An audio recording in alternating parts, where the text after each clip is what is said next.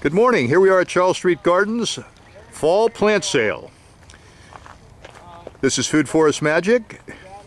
Today we're talking to Noel, who is one of the expert propagators here, also uses permaculture principles, and works with some of the unusual varieties of plants.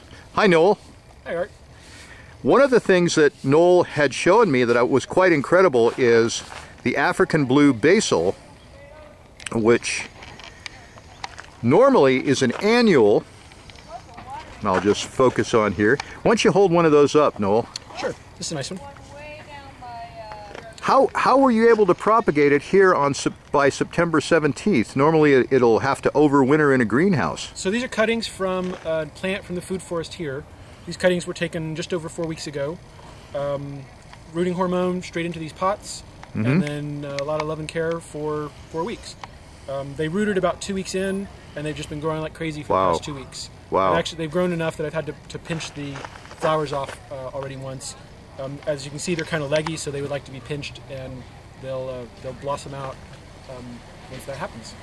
I think you mentioned you had one at your house that actually perennialized, because normally they die down in the winter. Yep, I have one in my atrium that I've had since I brought it from Arizona 4 years ago. Amazing. And I have one in the garden in a south-facing exposure that has managed to overwinter this year.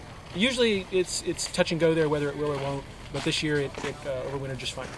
And this attracts a tremendous amount of bees, right? Bees love this. This is the time of year that they flower the most. So this is when bees are trying to get at them. Someone just took our one that had all the little pretty flowers on it. Is it speaking of flowering, is it best to clip them when they're flowering profusely, or should you clip a branch that isn't flowering? To propagate, take one that's not flowering. If they're already in flower mode, the flowers will take all the energy out of the plant. That's where the plant's putting all of its energy. So if you want to propagate one that has flowers on it, definitely take the flowers off. But it's really hard to get them to stop flowering. So they will continue to flower rather than root. So if you can take one that doesn't have flowers, that will work better. Wow. Wow. Also, another one that does perennialize fairly easily is that walking onion. Could you hold one of those up? Sure. I actually have a big one here. Ah. I brought these from Arizona with me as well.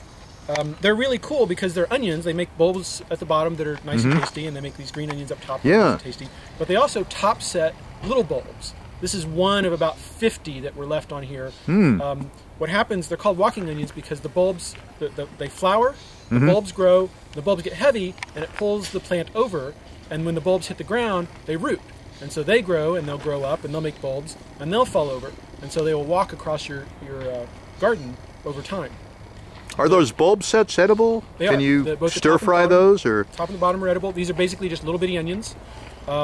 I've never eaten one of these, but I'm told they're exactly like the big ones on the bottom.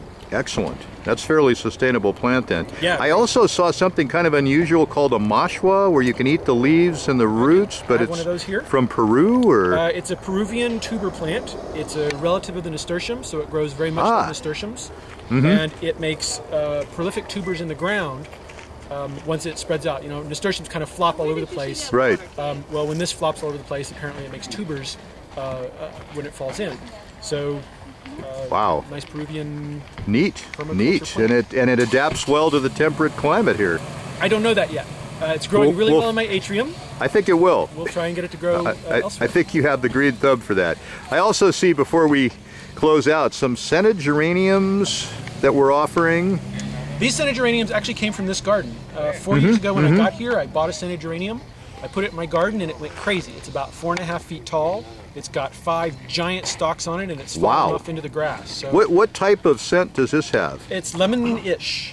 Lemon? I usually call it a lemon-scented geranium, but the lemon-scented geraniums don't actually have the purple flowers, so I don't know what it actually is. Excellent. But it is a lemon-scented. Because I know, isn't rose the one that's most popular or well-known? As well, they're definitely different. Yeah, yeah. Well, this is quite an array, and plants that are perennial, like the sage, and it's pretty amazing. Pretty amazing. Yeah. Well, Noel, I got to say, this is remarkable, and thank you. And if any folks see this, we'll have another plant sale coming up in a few weeks.